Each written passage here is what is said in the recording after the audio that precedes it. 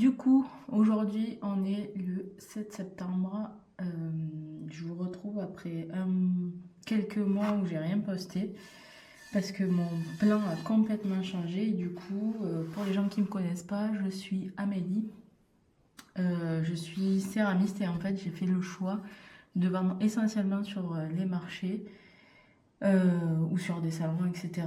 Et je viens de terminer ma première saison et du coup, je viens vous parler de mon retour d'expérience sur cette première saison, entre ce que j'avais imaginé et au final ce qui s'est passé. Et en même temps, du coup, je vais tournasser les pièces puisque je suis en train de préparer le stock pour les marchés de Noël. Du coup, je vais rapidement revenir. Je me suis quelques petites notes comme ça. Hop, ça ira mieux. Je vais rien oublier, surtout parce que je suis quelqu'un d'assez désorganisé. On va mettre ça comme ça. J'espère que je ne vais pas trop oublier. Donc, alors, pour vous donner un petit peu de contexte, donc moi, la céramique, ça fait pas très longtemps que c'est rentré dans ma vie. À la base, je suis ingénieure, donc j'ai 31 ans aujourd'hui. Je suis ingénieure.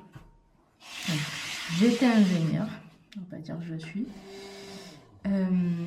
À partir, je dirais, j'ai fait un premier stage d'initiation à la céramique sur une journée, payé par une amie je sais plus si c'était en 2018 ou 2019, quelque chose comme ça. C'était quelque chose qui m'attirait énormément à ce moment-là. Mais alors, dans mon contexte de vie, je voyais absolument pas comment je pouvais passer d'ingénieur à céramiste parce que malgré tout, le métier que je faisais à ce moment-là me plaisait énormément. Donc le temps a passé, finalement j'ai déménagé, je me suis acheté une maison en octobre 2022. En décembre 2022, je me suis acheté mon tour en fait pour me faire un petit atelier à la maison parce que je n'avais absolument pas le temps de participer à des cours et au final,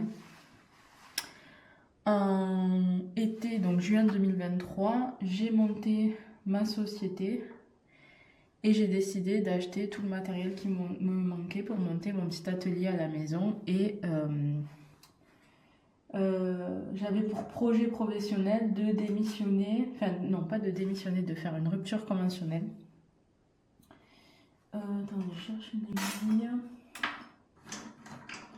Ah, punaise, je déteste quand je cherche, je trouve pas mes trucs. Prendre celle-là, ça m'embête. Donc je disais que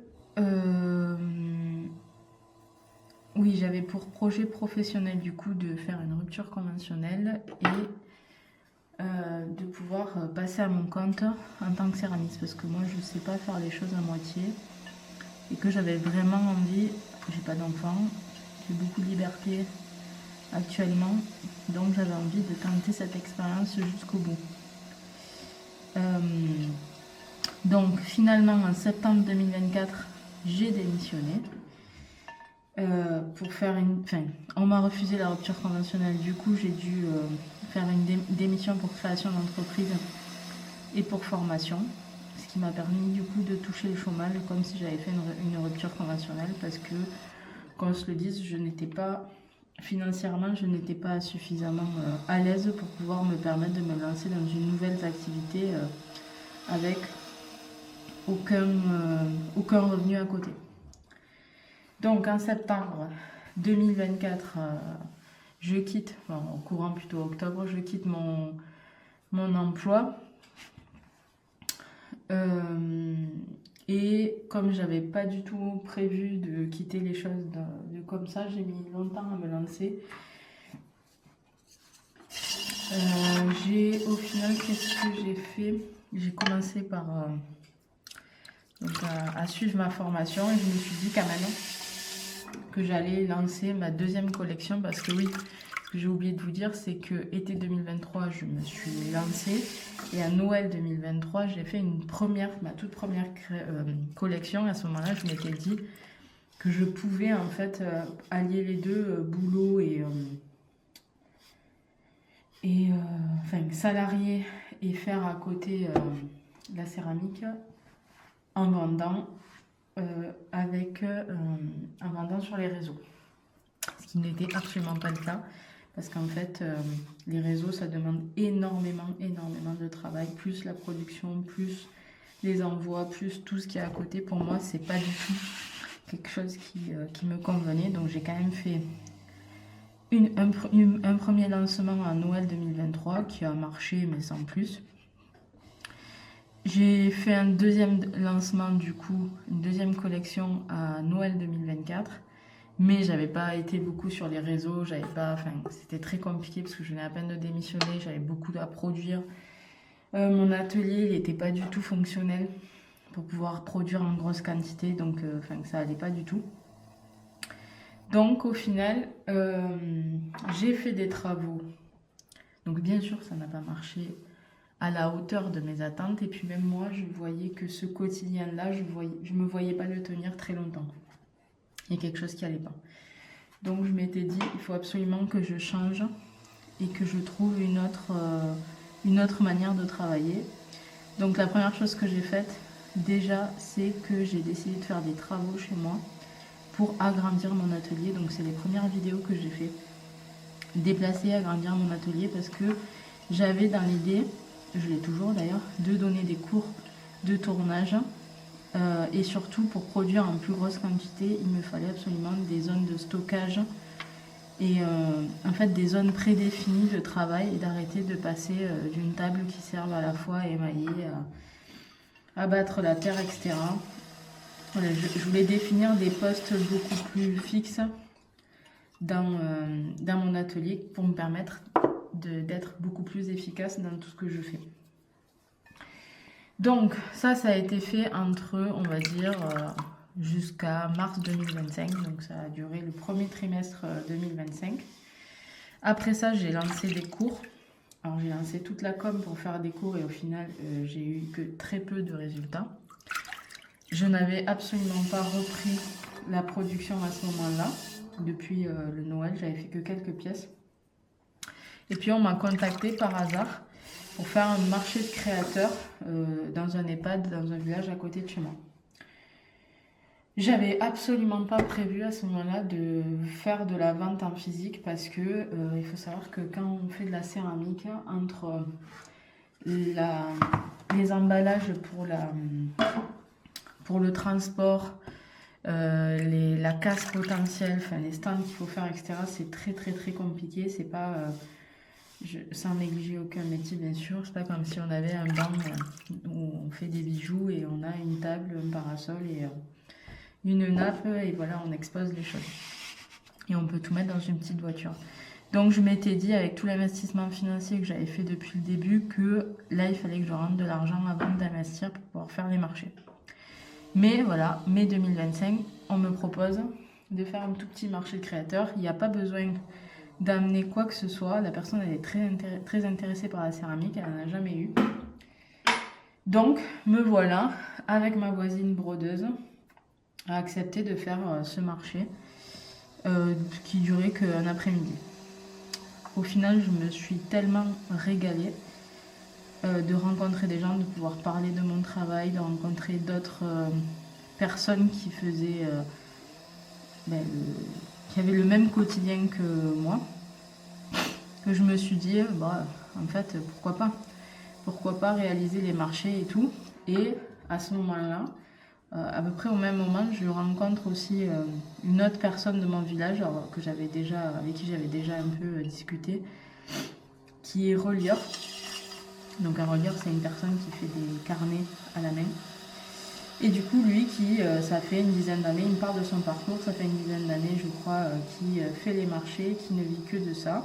Il m'explique un peu comment il a défini le chiffre qu'il devait faire annuellement, la tournée de marché qu'il fait, etc. Comment il s'organise en termes de production, les salons, enfin. Il m'explique son quotidien et en fait, je me vois de suite. J'arrive plus facilement à me projeter dans ce genre de quotidien que dans le quotidien d'une personne qui fait des réseaux comme à ce moment-là je baigne, dans lequel je baigne. Donc, je me dis, en vrai, tout ça là, ça m'amène à me dire, Bon, mais les réseaux, ça marche pas très bien pour moi. Je m'y sens pas. C'est pas que je m'y sens pas bien, mais en fait, je me vois pas faire un quotidien euh, de vidéos, de publicité, de tout le temps parler, être présent, etc. Moi, ça ne me convient absolument pas. Je suis quelqu'un qui travaille à mon rythme, qui est un rythme très soutenu, mais qui est le mien. Et j'aime pas trop suivre, il faut faire ci, il faut faire ça pour fonctionner. Enfin, avoir une stratégie et la suivre, c'est pas mon truc. Absolument pas mon truc. Donc, à partir de là, je me dis, donc il est mai 2025, on est fin mai 2025, je me dis, pourquoi pas tenter quelques marchés sur la saison 2025, la saison estivale 2025. Ça me laisse très peu de temps, mais il faut savoir que moi, mes parents étaient, puisqu'ils sont à la retraite, mon père est à la retraite. Mon père était maraîcher et ma mère était commerçante. Ils ont vendu sur les marchés toute leur vie et moi, du coup, j'ai passé toutes mes vacances à travailler sur les marchés, été comme hiver. Donc, c'est un milieu quand même que je connais. Mais c'était un milieu que je connaissais avec la sécurité que m'apportaient mes parents. Là, c'était de faire les marchés seuls et je savais à quel point les marchés, c'était quand même très physique, très difficile. On est sujet à la météo, on est sujet à tout un tas de trucs. Donc, je m'étais dit, si je fais ça, je sais que ça va être difficile, donc il faut que j'ai du matériel ultra fonctionnel parce qu'il est hors de question qu'en plus de ça, en fait, que je me cogne mon manque d'organisation. Voilà, j'ai envie de me mettre en sécurité, entre guillemets, et d'avoir un stand qui me permette de me faciliter la tâche et aussi une voiture qui me permette de ranger facilement tout mon matériel et tout, parce qu'à ce moment-là, je savais pertinemment que j'allais pas avoir un petit stand. Parce que déjà, moi, quand je fais un truc, je le fais à fond, sinon je le fais pas. Et puis surtout, comme je vous ai dit au départ, je fabrique de la céramique, donc je vends de la céramique, de la vaisselle. Et du coup, en termes de transport et en termes de stand, c'est quand même pas la même chose de vendre de la céramique que de vendre des bijoux, des choses beaucoup plus légères, beaucoup plus facilement stockables, etc. Donc, il me restait plus qu'à trouver une tournée de marché pour l'été et de m'organiser, acheter le matériel, monter, trouver mon stand, fabriquer mon stand, organiser ma voiture pour être le plus efficace possible et surtout démarrer avec un stock. Tout ça, il ne me restait plus qu'un mois avant le démarrage de la saison puisque la saison démarrait en juillet. Donc me voilà partie en juin 2025 chez mes parents, chez lesquels j'ai fait, avec mon père, du coup j'ai fait tout l'aménagement de la voiture pour me permettre de stocker tout le matériel. Je sais plus où j'en étais, j'étais chez mes parents. Donc avec mon père j'ai aménagé la voiture et avec ma mère j'ai réfléchi au stand pour qu'il soit le plus fonctionnel possible, même si moi j'avais des idées assez prédéfinies. Voilà, c'est des gens quand même très expérimentés dans ce domaine-là, donc ils m'ont beaucoup aidé. Donc voilà, ça c'est en gros ce qui s'est passé, mon parcours complet avant la réalisation de mes premiers marchés. Ensuite, j'aimerais quand même vous parler d'un truc, c'est pourquoi j'ai fait le choix au final des marchés. J'en ai un tout petit peu parlé en début de vidéo. Il faut savoir déjà que je suis quelqu'un, moi, qui fonctionne énormément par l'essai-erreur. Et que du coup, pour pouvoir définir mon univers, ma clientèle, savoir exactement ce que j'allais faire, etc., sans essayer, c'est très compliqué, pour moi, de savoir à l'avance ce que j'aime faire, ce que je veux faire, comment je veux le faire. Et j'ai beaucoup de mal à suivre les généralités. Donc il faut savoir que ces dernières années, il y a énormément de formations, de gens qui se sont lancés pour faire de la vente en ligne.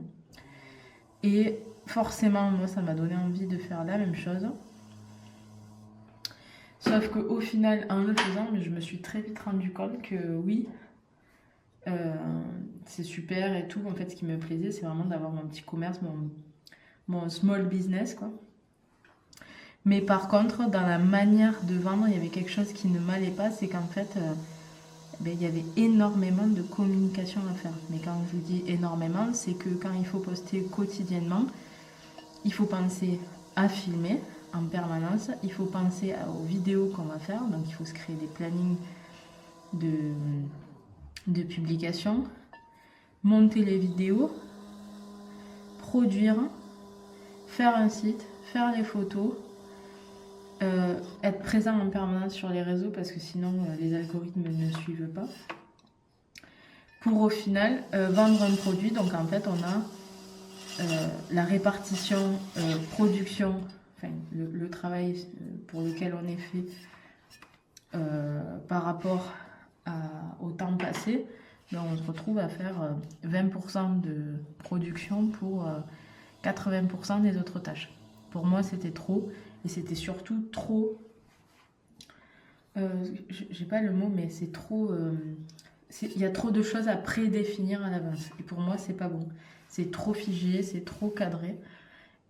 Et surtout, il fallait, pour que ça fonctionne, il fallait, donc c'est ce que j'ai fait les 2 premiers Noëls, imaginer une collection, donc avant de la faire, la dessiner, réfléchir, que tout soit cohérent, que voilà, après derrière avoir un site cohérent, raconter une histoire cohérente, enfin tout ça, c'est définir les choses avant de les réaliser. Moi souvent c'est en faisant que je me rends compte de ce qui me va bien et je réajuste en permanence. Donc la vente en ligne pour moi ça n'a pas fonctionné, alors que pour la réalisation des marchés je ne me suis pas pris la tête. Il fallait quand même malgré tout me canaliser énormément. Donc ce que j'ai fait c'est que pour avoir un stand cohérent, quelque chose avec un univers défini, que les personnes puissent s'identifier très rapidement à mon univers, je me suis dit, je vais me caler sur une palette de couleurs que j'aime travailler. Donc,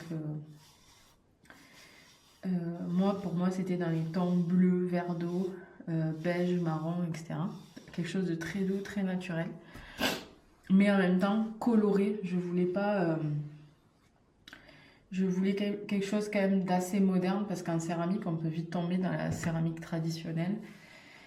Et moi, je voulais pas aller là-dedans. Je voulais quelque chose qui me ressemble. Donc voilà, j'ai défini une palette de couleurs, essayé d'avoir des tons, de garder une certaine cohérence aussi avec les matériaux que j'allais utiliser pour faire mon stand. Donc j'ai fait un stand totalement en bois. Là aussi, c'est un choix. Alors qu'il y avait beaucoup plus léger, beaucoup plus fonctionnel, tout en métal, etc., en aluminium. Il y a beaucoup de choses qui existent. J'aurais pu faire le choix de nappe, etc. Mais moi, j'ai fait le choix d'avoir un stand totalement en bois. Donc, c'est quand même très lourd, le bois. Et, enfin, voilà, des tons très doux, très naturels. Parce que c'est l'énergie que j'avais envie de transmettre à ce moment-là. Donc, je suis partie là-dessus. J'ai réalisé des pièces ultra essentielles. Je ne me suis pas pris la tête avec des grosses pièces ultra décoratives, etc. Non, je suis allée sur du fonctionnel basique. De la vaisselle fonctionnelle, donc des tasses, des bols, des assiettes, etc. Je suis partie avec la gamme de produits. Je suis partie avec une gamme de produits ultra simples, ultra fonctionnels, que les gens puissent facilement acheter sans se prendre la tête. Et c'est comme ça que j'ai démarré. Donc, ça c'était pour la partie marché. Alors attendez, je tourne un peu parce que en fait je suis partie dans tous les sens. Je vais quand même regarder un peu mes notes.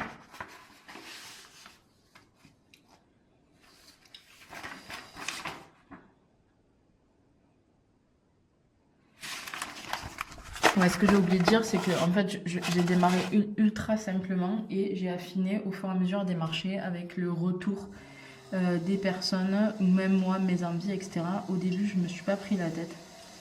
C'est comme ça que j'ai défini aussi avec la quantité de pièces que j'avais, le stand que je voulais faire. Parce que il ne faut pas que les stands paraissent vides, sinon on ne vend pas. Il faut quand même avoir pas mal de choix à proposer aux clients. C'est comme quand vous allez dans un magasin, s'il est relativement vide et il n'y a pas de choix, souvent vous repartez, quoi. Vous n'allez pas décider de faire vos courses ici, quoi. Donc on en était dans la partie quand même pourquoi j'ai choisi les marchés. Donc il y a quand même quelque chose qui revient beaucoup depuis que j'ai commencé la vidéo, que j'ai pas mal répété, c'est quand on est sur les marchés, on vend, quand on est à l'atelier, on produit. Basta, ça s'arrête là.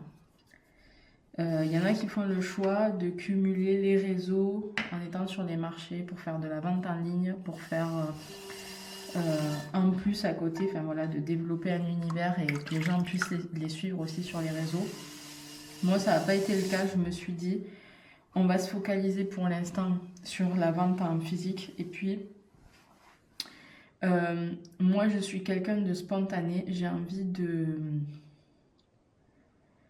de transmettre et d'attirer des gens qui sont un peu comme moi. C'est-à-dire que quelque chose qu'on va utiliser au quotidien, pour moi, c'est quelque chose qu'on doit acheter en le touchant, en essayant d'associer les choses, etc. Pour moi, c'est très compliqué, par exemple, d'acheter en ligne quelque chose que je vais utiliser au quotidien parce que je n'ai pas... J'adore aller dans des magasins de déco parce que je vois de la mise en scène, je vois de la scénographie et ça me donne beaucoup d'idées. Donc forcément, ça pousse à l'achat.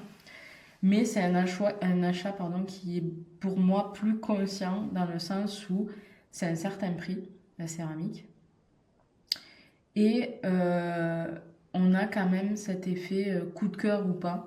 Si on l'a, on achète, sinon ben, on passe son chemin.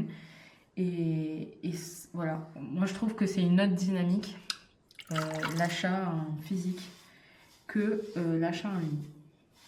Et puis ça permet aussi, moi j'adore rencontrer les gens et connaître mon public. C'est la chose qui me manquait le plus sur les réseaux.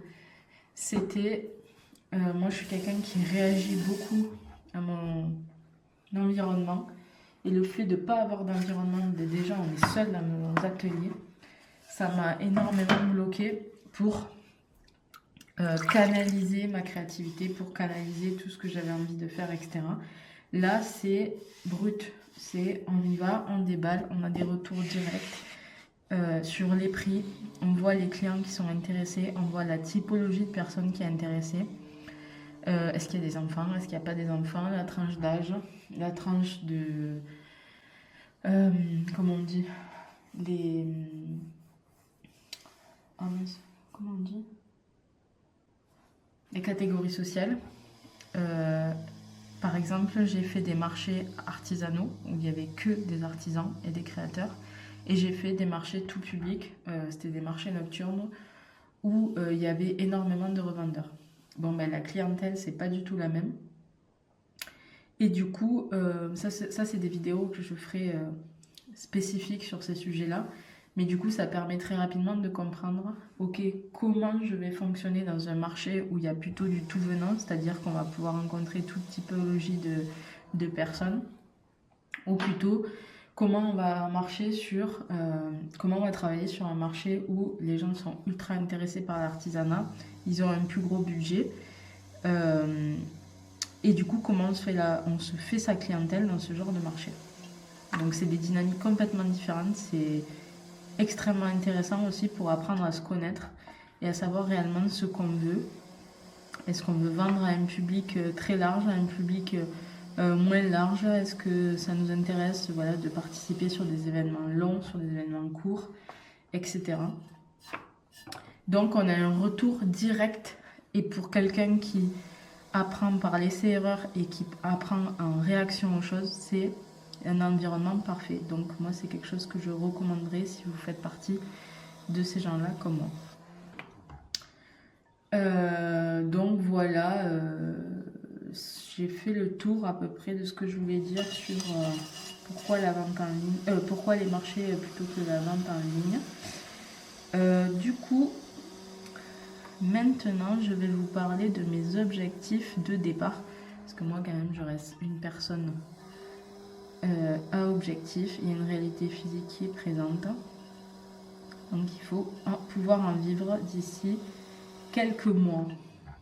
Donc, Quand j'ai commencé la saison, je me suis fixé un plan méga simple pour pas me prendre la tête.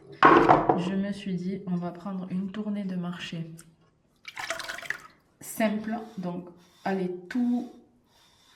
une tournée de marché nocturne, puisque l'été il fait extrêmement chaud, parce que moi je vis dans le sud, et je me sentais pas de faire des journées au tout début, donc je m'étais dit, je vais prendre une tournée de nocturne. Donc les nocturnes, c'est normalement tous les mêmes jours de chaque semaine sur les 2 mois de la saison, donc juillet-août.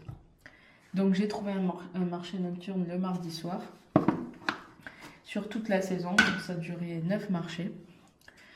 J'ai eu une place de suite et j'étais la seule céramiste. Donc c'était un marché qui était dit comme étant un marché artisanal, mais au final il y avait énormément de revendeurs. Je ferai, je pense, un retour de marché, des vidéos spécifiques sur des retours de marché de manière plus ciblée. Donc voilà, moi j'étais partie sur la saison en me disant je vais faire un marché par semaine, un soir, sur toute la saison. Je vais voir ce que ça va donner, parce que aussi j'avais un problème de production par rapport à ce que j'avais déjà produit, ce que j'avais en stock et potentiellement ce que je pouvais vendre. Et bien en fait on est limité, parce que il faut savoir que sur un stand on ne peut pas vendre généralement plus de la moitié de ce qu'on présente. Donc en fait on plafonne très rapidement si on n'arrive pas à produire en même temps qu'on vend. Ce qui est le cas de la céramique, c'est que c'est des temps de production assez longs. Il y a beaucoup d'étapes avant de sortir un produit final. Donc, un marché nocturne par semaine sur 2 mois, ça représentait 9 marchés au total. Et en moyenne, je m'étais dit, ça serait pas mal de faire 300 € par marché. Donc au total, je pensais faire un chiffre de 2700 € pour la saison. Au-delà du chiffre, je m'étais mis aussi comme objectif de gagner en visibilité localement, parce que c'était pas très loin de chez moi, pour ramener des gens sur mes ateliers de tournage, d'initiation au tour. Je m'étais mis aussi comme objectif de... Ah, attends. Oui, pardon. Donc je m'étais mis aussi comme objectif de trouver ma clientèle cible. Comme je vous ai dit, je m'étais également donné comme objectif de trouver ma clientèle. Moi, comme je vous ai déjà dit, je suis pas quelqu'un qui définit les choses, je n'ai pas vraiment de stratégie avant de les réaliser. Je fais et je réajuste au fur et à mesure. Donc, en fait, je m'étais donné comme objectif de trouver ma clientèle cible, de voir quelle typologie de personnes pourraient être intéressées par mon travail, quel serait le panier moyen, définir aussi les best-sellers, de voir un peu, je disais, oui, que en fait j'avais pour objectif en gros de mieux cadrer mon univers, de définir une gamme de prix, de produits, etc. De trouver comment j'allais définir mon univers et comment j'allais sur quelle typologie de produits j'allais m'arrêter, et de commencer à trouver un rythme de travail, mes limites en termes de fatigue, etc. Parce que depuis le début, en fait, le fait de ne pas avoir des choses pour me cadencer, c'était très compliqué. Il faut savoir, sur les réseaux, il n'y a rien qui nous cadence à part nous-mêmes. Et si on peut se définir des collections, etc. Mais en fait, c'est pas quotidien, c'est sur du plus long terme, et c'est, je trouve, plus compliqué. On n'a pas un retour direct. Là, sur les marchés, on a un retour assez direct. Donc voilà. Ça, c'était un peu mes objectifs pour la saison. Et donc, au fil de la saison, en fait, j'ai réajusté. Il y a beaucoup de choses qui ont évolué entre ce que j'avais prévu, au final, ce qui s'est réalisé, puisque rien qu'au niveau du nombre de marchés, donc initialement j'avais prévu 9 marchés, au final j'en ai fait 16, parce que j'ai rajouté 2 nocturnes en plus, en parlant à droite à gauche, j'ai fait 2 nocturnes en plus, et après je suis rentrée dans une association d'artisans avec lesquels j'ai fait 5 marchés supplémentaires de en journée et en nocturne. Donc au final, voilà, j'ai fini la saison en ayant fait 16 marchés au lieu de 9. Maintenant, on va passer à la réalité. Parce que oui, bien évidemment, il y a un monde entre ce qu'on prévoit et au final, ce qui se passe. Donc, ça, c'était du coup le plan sur le papier. Ça a très très mal démarré. Mais vraiment très mal démarré. Donc, premier marché que j'ai fait, donc qui était mon nocturne, mon fameux donc mardi soir, j'ai fait 0. Donc c'était début juillet, il n'y avait pas trop de monde, mais malgré tout autour de moi ça travaillait. Moi je n'ai fait aucune vente. Ça a été un coup dur parce que voilà, je savais que ça allait être compliqué les marchés, mais de là à faire 0, c'est violent quand même. Certes, il n'y avait pas beaucoup de monde, mais voilà. En plus, surtout quand il y a des revendeurs autour de nous, ils vendent des bijoux pas chers, ça travaille. Peu importe le temps qu'il fait, peu importe les gens qui sont en face, eux ils travaillent.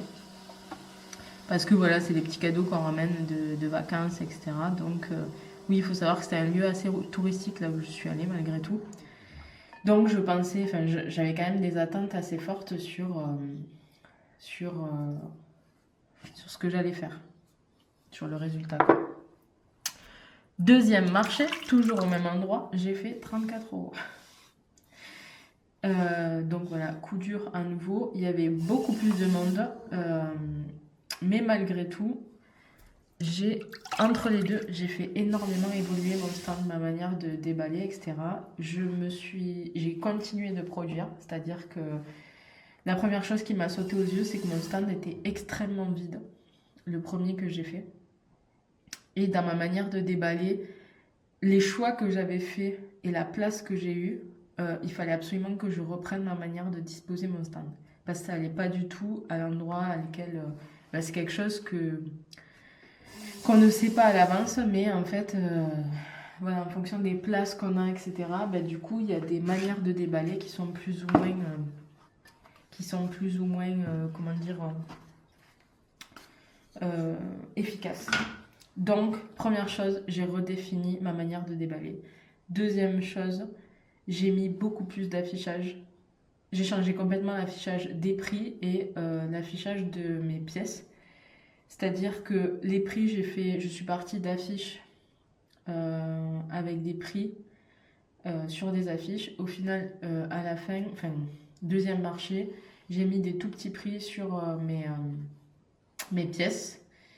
Et j'ai redéfini mes gammes de prix, j'ai redéfini mon affichage, j'ai tout redéfini au fur et à mesure de mes marchés. Donc les 2 premiers n'ont pas du tout fonctionné et puis après, dès le 3e, les ventes ont décollé. Certes, il y avait beaucoup plus de monde, mais malgré tout, je voyais l'interaction déjà. Deuxième marché, même si j'ai pas beaucoup travaillé, j'avais beaucoup plus d'interaction parce que du coup, les gens qui ne savaient pas ce qu'étaient certaines pièces, par exemple, là, ces pièces-là, ce sont des repose-cuillères. Il y a énormément de personnes qui ne savent pas ce que c'est.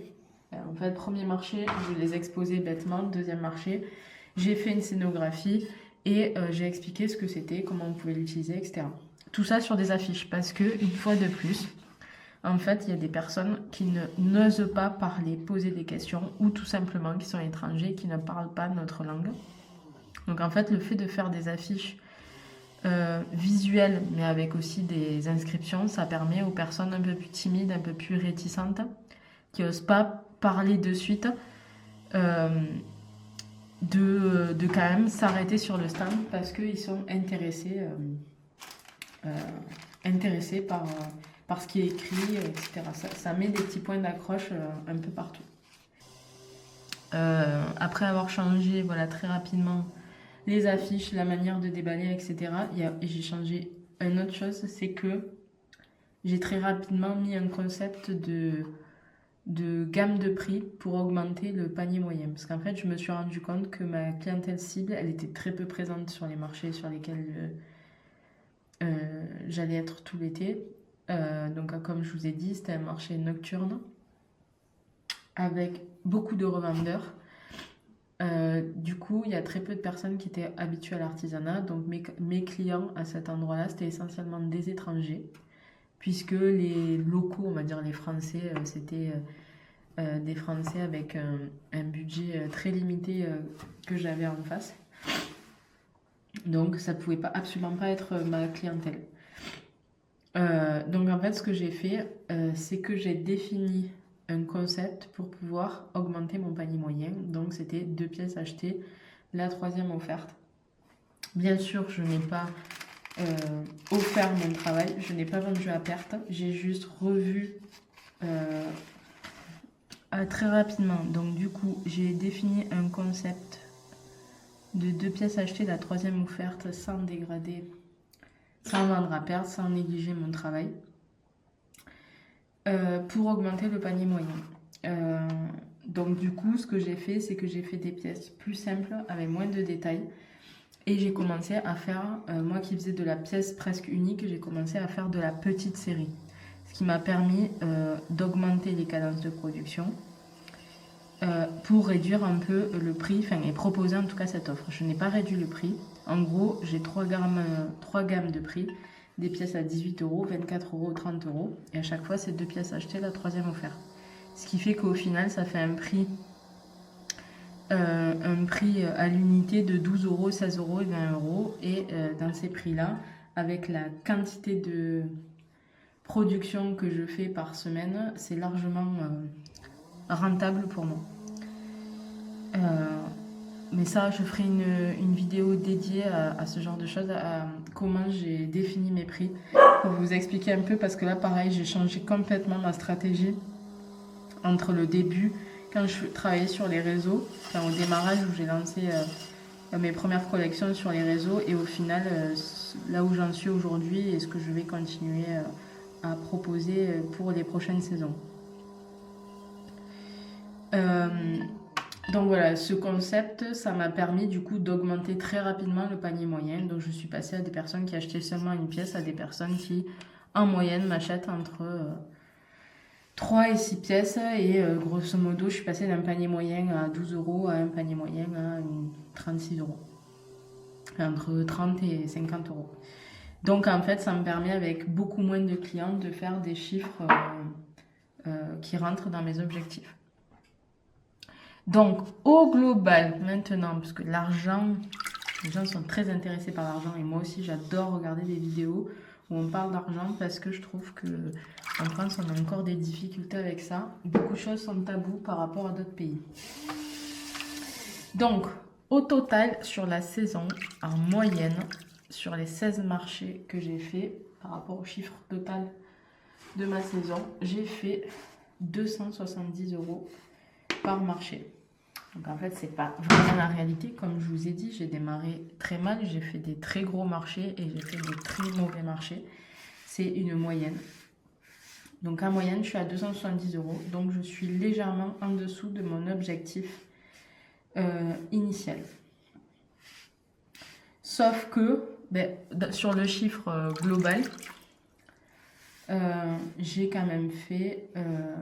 j'avais prévu de faire en début de saison seulement, entre guillemets, 2700 € et au final, je finis la saison à plus de 4000 € de chiffre.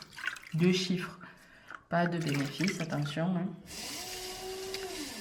On parle bien de chiffre d'affaires sur toutes les vidéos. Donc au final, je suis super contente. Je vois le potentiel dans les marchés, je vois ce qui a marché, ce qui a beaucoup moins marché. Comme je vous l'ai dit, je me suis très rapidement remise en question et j'ai beaucoup progressé. Même si j'ai fait des marchés catastrophiques, où j'ai fait des 0, des 50 €, etc., à chaque fois, il y a toujours eu un côté positif. C'est-à-dire que les premiers marchés où j'ai fait 0, c'est quand même de l'expérience. Ça m'a permis de définir les choses, de rencontrer les gens, de discuter, de rencontrer mes clients, de voir sur le terrain réellement ce qui fonctionnait, ce qui ne fonctionnait pas. Donc quelqu'un, voilà, comme moi, une fois de plus, qui fonctionne par essai-erreur, c'est ultra bénéfique d'avoir un environnement pour expérimenter les choses. Sachant en plus que ce que je vous ai pas dit, c'est que les places, elles étaient relativement pas chères sur les le marché nocturne, donc c'était 9 € la place. Donc en fait, j'avais pas de gros investissements financiers à faire. Les marchés dans l'association étaient beaucoup plus chers, une cinquantaine d'euros. Du coup, les pertes, et c'est beaucoup plus loin, du coup, les pertes, elles sont plus importantes. Sur ces marchés-là, pour l'instant, je ne suis pas rentable. Mais dans l'ensemble, puisqu'on est là pour... voilà. J'ai découvert une asso avec laquelle je vais pouvoir travailler toute l'année. Donc, ils font des sorties de mars, avril jusqu'à septembre. Donc, cette année, je m'y suis pris trop tard. Mais d'ici l'année prochaine, voilà, je pourrais... j'ai une tournée, on va dire, de marché presque assurée. Sur presque toute l'année. Enfin, on va dire... forcément, dans l'année janvier, février, mars... Pour tout le monde, c'est des saisons creuses. Sauf pour les gens qui travaillent en montagne, etc. Mais sinon, dans l'ensemble, c'est des saisons creuses. Donc, en fait, voilà, on travaille toute l'année sur les marchés. On travaille généralement du mois de mars au mois de septembre, octobre. C'est un peu plus calme. Et puis après, il y a la saison de Noël. Donc, sur cette période-là, au final, cet été, ça m'a permis de trouver, en fait, cette association. Donc, de pouvoir me garantir en gros des marchés sur l'année 2026, presque. Donc ça c'est un très gros point. J'ai également du coup rencontré des personnes pour faire du dépôt-vente. Marché où j'ai vraiment pas beaucoup travaillé, on a passé une journée à discuter de tellement qu'il y avait personne.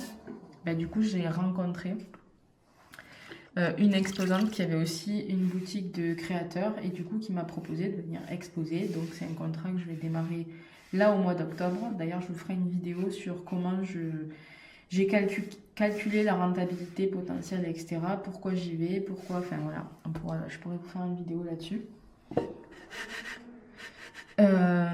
Donc dans tous les cas, en fait, comme on est au contact des gens en direct, c'est toujours bénéfique de faire un marché, même si on ne fait pas de vente. Parce qu'il y a d'autres artisans, on parle d'autres tournées, on rencontre des personnes qui nous offrent la possibilité de rentrer sur d'autres marchés, etc. C'est quand même très compliqué de trouver des bons marchés depuis notre bureau. Je ne vais pas vous mentir, en fait, tout ce que moi j'ai trouvé, ça a été beaucoup de recherche, mais c'est surtout le bouche à oreille qui fonctionne très bien dans ce genre de milieu. Parce que rien n'est répertorié, enfin, partout où on va, les règles ne sont pas les mêmes, etc. Donc, voilà, c'est un travail de terrain. Donc, ultra bénéfique, même les marchés qui n'ont pas fonctionné. Pour la partie cours, ça a été plus compliqué. J'ai récupéré quelques élèves, mais sans grand succès. Donc, c'est pas quelque chose sur lequel je mettrais de l'énergie finalement. Alors que ça m'aurait beaucoup plu de donner des cours, mais en fait, c'est beaucoup d'investissement, de communication pour pas grand chose. Et puis, il y a beaucoup d'étrangers, de touristes, etc. Donc, forcément, ces personnes-là ne sont pas forcément intéressées pour prendre des cours sur le reste de l'année. Donc, ça marche pas. C'est pas quelque chose... en tout cas, je m'y prends pas de la bonne manière. Attendez, parce que là, je fais n'importe quoi depuis tout à l'heure. Par abîmer la pièce. Donc voilà, qu'est-ce que je peux dire aussi? J'ai appris aussi bien sûr à m'organiser. Donc c'est à travers cette saison que j'ai pu comprendre comment j'allais pouvoir organiser mon travail, sur quel tempo quelle cadence, quel tempo je pouvais travailler. Donc je vous ferai une vidéo dédiée à ça, sur mon organisation globale. Moi je fonctionne à la semaine. Et comment je m'organise sur une semaine et comment je m'organise sur une année ou une saison déjà, mais globalement dans l'année ça va fonctionner de la même façon. Et bien sûr ça m'a permis de définir ma gamme de produits, ma gamme de prix, mon univers, etc. Parce que j'ai essayé énormément de choses durant toute cette saison, même si elle est passée super vite. Donc au final, j'ai atteint énormément d'objectifs, voire j'ai dépassé les objectifs que je m'étais définis, parce que jamais j'aurais pu m'imaginer tout ce qui s'est réellement passé dans la saison. Donc, en conclusion, quelle leçon j'en ai tiré de cette première saison? La première leçon, c'est que du coup, je vais me focaliser sur de la vente en physique plutôt. Comme je l'ai dit au départ, c'est quand même relativement efficace. Cet été, je n'ai fait que produire sur 31 jours, sur le mois de juillet, sur le mois d'août. Ça fait 62 jours. J'ai fait 16 jours, on va dire, qui ont été alloués, même si des fois c'est que des soirées, qui ont été alloués à des marchés. Le reste, c'est de la production et basta. Je n'ai rien fait d'autre que produire et vendre. Il n'y a pas de photos, il n'y a pas de com, il n'y a rien. Et ça m'a permis de générer un peu plus de 4 000 € de chiffre. Je pense pas que j'aurais pu faire ça aussi rapidement sur les réseaux. Comme je vous l'ai dit, moi, c'est pas ma dynamique. Il y en a à qui ça va super bien de fonctionner comme ça. Moi, ça me va pas du tout. Donc déjà, première leçon tirée, j'ai fait pour moi le bon choix et j'ai trouvé ma manière de vendre qui soit très efficace pour moi. Attendez, je me mouche pour la 233.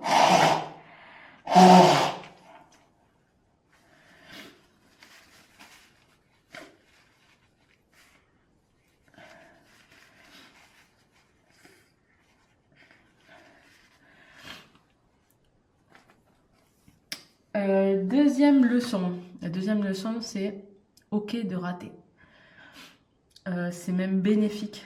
Pour moi, ça a été ultra bénéfique de rater parce que, en gros, si j'avais pas fait mes 2 premiers marchés catastrophiques, ben, je n'aurais pas revu mon stand, je n'aurais pas revu l'affichage, je n'aurais pas développé, enfin, tout un tas de trucs qui m'ont permis après d'être très efficace sur les autres marchés.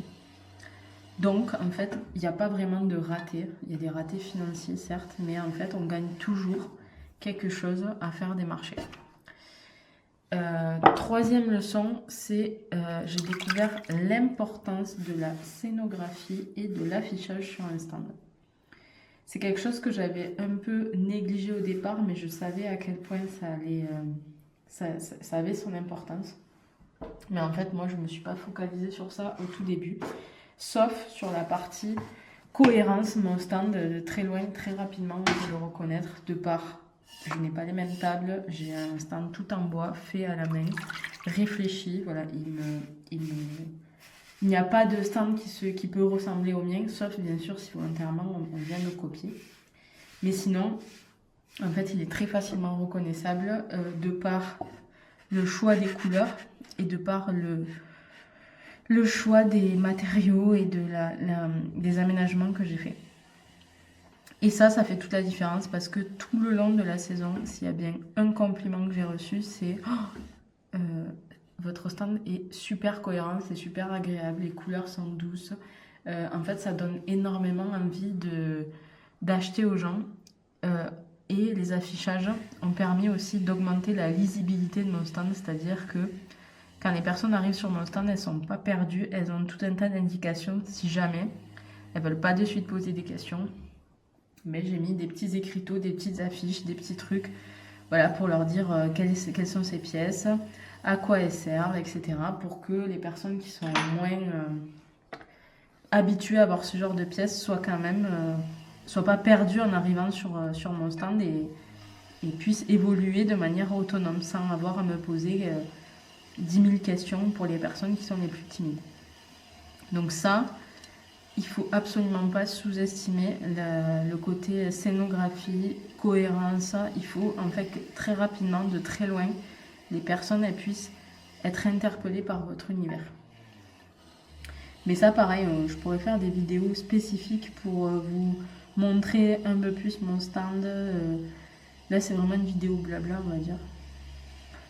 Mais je pourrais faire des vidéos dédiées pour montrer le stand, montrer voilà, les petites affiches que j'ai créées, l'utilité de ces affiches, etc. Comment je les ai réfléchies, comment je les ai fait évoluer durant la saison, enfin au fil de l'eau, etc. Donc, ayez un univers cohérent.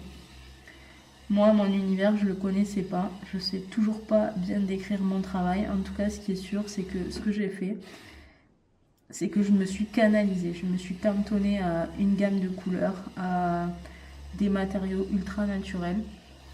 Et en gros, les personnes qui aiment ce côté-là, ben, de suite elles adhèrent à mon stand. J'ai fait en sorte aussi que les pièces s'accordent entre elles. Comme je vends des choses en lot, ben, du coup ça permet aux personnes de plus facilement se projeter et acheter plus de pièces. Donc ça aussi, ça a été un point ultra positif. Et comme je vous ai dit, ça a permis aussi d'augmenter le panier moyen. Et avec du coup un potentiel de clients plus faible, j'arrive à faire quand même des marchés. Mon plus gros marché, j'ai fait 700 euros. Donc vous voyez que c'est relativement bien, voire très bien. Et c'est quelque chose que je peux reproduire assez facilement. C'était pas seulement un coup de chance parce que à chaque fois je suis allée à cet endroit-là, sauf les jours où il a fait très mauvais, j'ai fait de très bons scores, j'ai fait de très bons chiffres. Et je sais que je peux mieux faire encore puisque il y a un autre truc. Sur ces marchés-là, la clientèle, elle était plus haut de gamme et je me suis rendu compte que je n'avais pas de pièces uniques. C'est-à-dire que pour des personnes qui ont un plus gros portefeuille, qui comptent moins, il faut avoir absolument des pièces uniques pour attirer l'œil. Ça, c'est ce qu'il a manqué toute la saison et j'ai pas pu en produire parce que ça demande énormément de temps et que je n'avais absolument pas prévu de faire autant de marchés, de produire et de vendre autant cette saison. Donc en fait,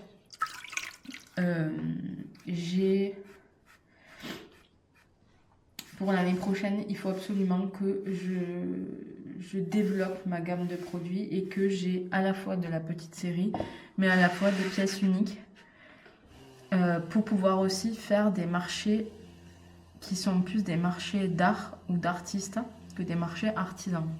L'asso dans laquelle je suis rentrée, il y a quelques marchés où moi je n'ai pas accès aujourd'hui parce que je fais de la petite série et que c'est des marchés qui sont réservés aux personnes qui font de la pièce unique. Donc ça, voilà. C'est dommage, c'est des choses que je ne savais pas. Puis moi, je me sens pas trop artiste non plus quand même. Parce que, pour tout un tas de raisons. Donc c'est quelque chose qu'il faut que je développe pour l'année prochaine. C'est d'avoir des pièces, les plus grosses pièces uniques pour montrer l'étendue de mon travail. Je pense que c'est des pièces que je ne vendrai pas facilement, mais qui permettront d'attirer une autre gamme de clients. Et après, oui, forcément, peut-être sur du long terme, j'en vendrai quelques-unes, mais du coup, ça fait de suite de très grosses ventes. Donc ça, c'est une autre leçon que j'ai appris. Ensuite, sur le choix des matériels. Pareil, je ferai une vidéo spécifique là-dessus sur le stand, mais en fait, j'ai fait quelques erreurs. J'ai mis beaucoup de temps à réfléchir sur l'achat d'un barnum ou de parasol. Bien sûr, dans les deux cas, c'est des matériels professionnels. Il était hors de question, une fois de plus, que je sorte avec du matériel pas cher, acheté sur Amazon ou autre, pour des raisons d'assurance, mais aussi pour des raisons de facilité d'utilisation et je veux pas avoir de problème sur un marché, on a suffisamment de choses à gérer si on a en plus du matériel peu solide. Donc en fait voilà, pour moi c'était pas possible d'investir dans du matériel pas cher à ce niveau-là. J'ai fait le choix d'un barnum parce que je m'étais fixé que j'allais avoir un stand de 3 mètres parce que ça me paraissait déjà énorme de remplir un stand de 3 mètres. Au final, le Rex d'un barnum, c'est que ce n'est absolument pas flexible. C'est-à-dire que 9 fois sur 10, les places qui m'ont été proposées, c'était des places de 4 mètres fixes et non de 3 mètres. Donc j'avais toujours des éléments en dehors de mon barnum. Ça, c'est... Voilà, pour faire un joli stand et tout, c'est très compliqué, c'est pas très harmonieux, etc. Au final, comme au début j'avais prévu de déballer en profondeur et finalement j'ai déballé en linéaire. Donc en fait, les 4 mètres, il me les faut. Parce que voilà, j'ai un stand. Moi, je veux que toutes les pièces soient accessibles directement, que les personnes puissent les prendre à la main. Donc à partir de là, du coup, on est très limité quand on déballe à linéaire. 3 mètres, c'est très peu. Et donc voilà, un barnum. Pour le coup, c'était un nouveau point négatif. Un autre point négatif, c'est qu'il y a beaucoup de places où on n'a pas la profondeur des 3 mètres. Il y a plein d'endroits où je suis allée, où en fait, on était dans des rues, le barnum ne rentrait pas. Donc des fois, on m'a refusé, on m'a carrément dit, on m'a refusé, puisque j'avais un barnum et que ça rentrait pas. D'autres fois, on m'a pas prévenu, et en fait, le barnum ne rentrait pas. Donc c'est beaucoup de stress d'installation pour pas grand chose, parce qu'au final c'est très lourd par rapport à des parasols. C'est pas forcément modulable. Et en plus de ça, j'ai eu 2 jours où j'ai eu beaucoup de vent. Et en fait, une fois qu'il est en place, le barnum, on ne peut pas l'enlever. Donc en fait, c'est beaucoup de stress sur des marchés où il y a beaucoup de vent. Je suis dans le sud de la France, il y a beaucoup de vent. Parce que en fait, une fois que voilà, le barnum est installé, on ne peut pas l'enlever, alors que des parasols, on peut beaucoup plus facilement les retirer. Et donc du coup, ça limite le stress de quelque chose s'envole, que quelque chose se casse, etc. Lorsqu'on a des parasols. Donc je pense que pour l'année prochaine, je ne vais pas revendre le barnum, mais je m'achèterai des parasols. Pour toutes ces raisons-là, parce que ça m'a fermé à certains marchés. Et que j'ai galéré sur d'autres, là où des parasols auraient été plus judicieux. Donc ça, c'est un choix de matériel, mais voilà, là, c'est pour faire vraiment des grandes lignes. Je reviendrai plus en détail sur le stand, les choix, etc. Qu'est-ce qu'il faut faire, pas faire, enfin, par rapport au budget qu'on a aussi, parce qu'il ne faut pas se leurrer, tout ça, ça coûte extrêmement cher.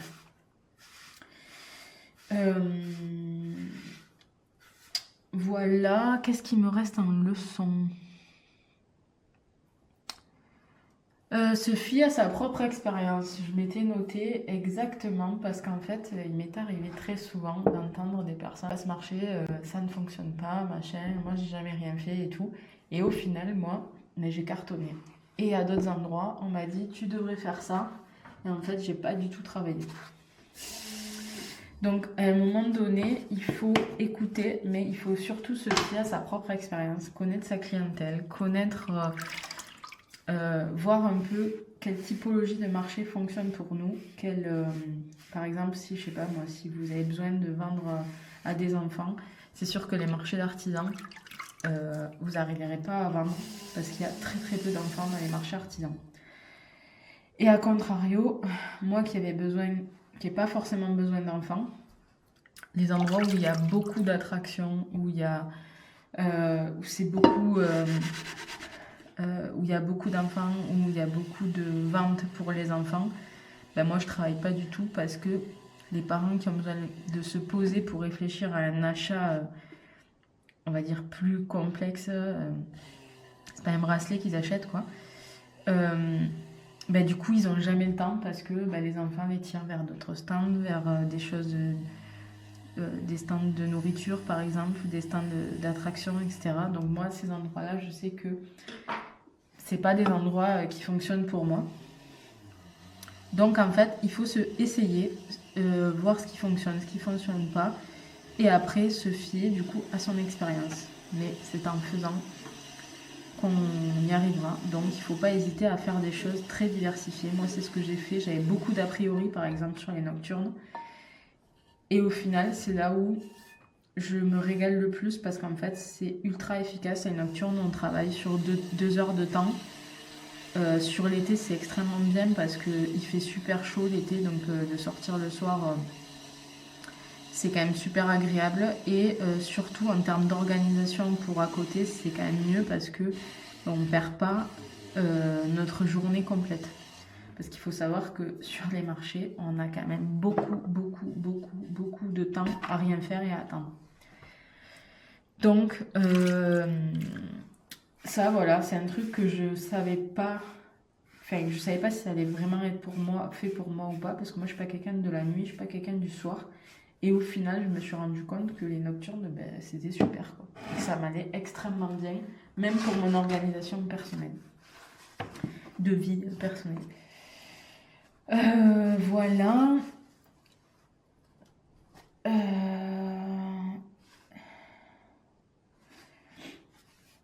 Et après, de manière beaucoup plus générale, clairement, il faut que j'ai du stock bien avant le démarrage de la saison. Je ne peux pas commencer une saison sans avoir de stock comme j'ai démarré là. Parce que du coup, mes premiers stands, ils n'étaient pas à la hauteur. Et puis après, si je veux performer et en faire réellement mon métier, je ne pourrais pas tenir la cadence que j'ai déployée là sur cette saison. D'ailleurs, à la fin, j'avais beaucoup de mal. En fait, je produisais en continu et je vendais en continu presque. Comment je pourrais vous expliquer ?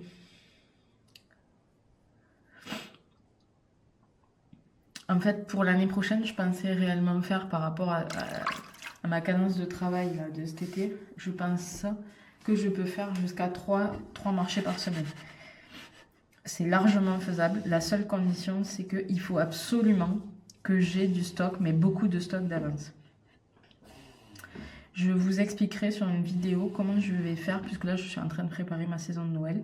La prochaine vidéo, je pense d'ailleurs que ce sera ça, c'est comment je prépare une saison en termes de quantité de matière, de production, voilà, toute la cadence de travail que je vais m'imposer. Parce qu'en fait, il faut quand même pas se leurrer, c'est épuisant de faire des marchés. Déballer, remballer. J'ai enchaîné des journées et des nocturnes plusieurs fois dans la saison, c'est-à-dire qu'on commence le matin à 7h, on déballe, on remballe le soir à 23h, donc on a fait une journée complète et une soirée complète, et le lendemain on revient au même endroit et on redéballe. Ça m'est arrivé plusieurs fois et ça va m'arriver encore l'année prochaine. Donc ça, c'est des choses où j'ai beaucoup de routes aussi. Partout où je vais, moi, j'ai beaucoup de routes. Parce qu'il n'y a pas de marché artisanaux très proche de chez moi. Et c'est pas très touristique chez moi. Donc voilà, c'est assez problématique. Mais c'est le jeu. C'est la vie que j'ai décidé de mener. Mais du coup, ça fait que si en plus, il m'est arrivé de devoir lancer des fours, du coup, le soir en rentrant, ou de défourner un four, ou de... Parce que en fait, je savais que j'allais pas avoir assez de pièces d'un marché sur l'autre. C'est pas possible. Je l'ai eu fait. Ponctuellement, c'est acceptable, mais sur une saison complète, quand on veut être efficace, c'est absolument pas envisageable. Donc, pour l'année prochaine, mais déjà pour la saison là, de cet hiver, j'ai changé complètement mon organisation et du coup, je vais produire en plus grosse quantité. Maintenant que je connais un peu les chiffres que je peux faire, mes cadences de travail, mes cadences de production, tout ça, je peux mieux m'organiser et du coup c'est ce que je vais faire pour les prochaines saisons parce que le but c'est pas non plus de me flinguer dans ce nouveau travail. Donc voilà, je pense que c'est tout pour les leçons et en plus je viens de finir toutes mes pièces. Donc ça c'est ma dernière pièce que je tournasse. Donc pour finir la vidéo, du coup voilà un peu le bilan de ma toute première saison. Pour moi il a été ultra positif. Ça a été très intense, ça a été parfois difficile, mais ce que j'en retiens c'est que ça a été l'expérience la plus enrichissante depuis que j'ai démarré la céramique pour moi. J'espère que tout ce que je vous ai partagé pourra vous aider, vous inspirer si vous êtes vous aussi artisan, si vous voulez vous lancer dans l'artisanat, dans la vente sur les marchés. Je compte vraiment faire de cette chaîne YouTube en fait un retour d'expérience complet sur tout ce qui est lié au marché, etc. Parce que je trouve qu'il y a très très peu de contenu. Donc voilà, si vous êtes intéressé par ça, n'hésitez pas à vous abonner.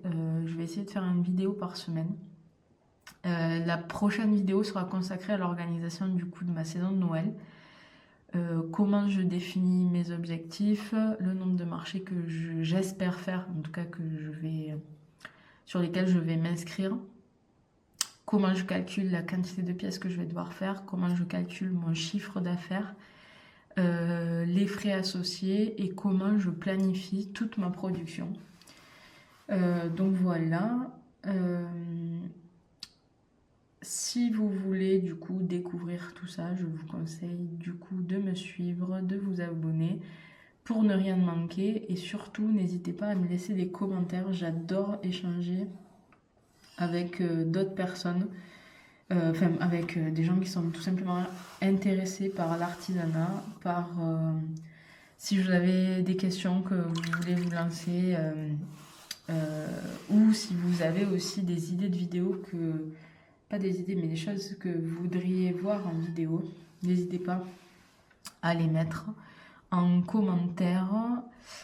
Et sinon, qu'est-ce qu'il y a d'autre? Ben, rien de plus, hein. Moi, j'ai fini de tournasser.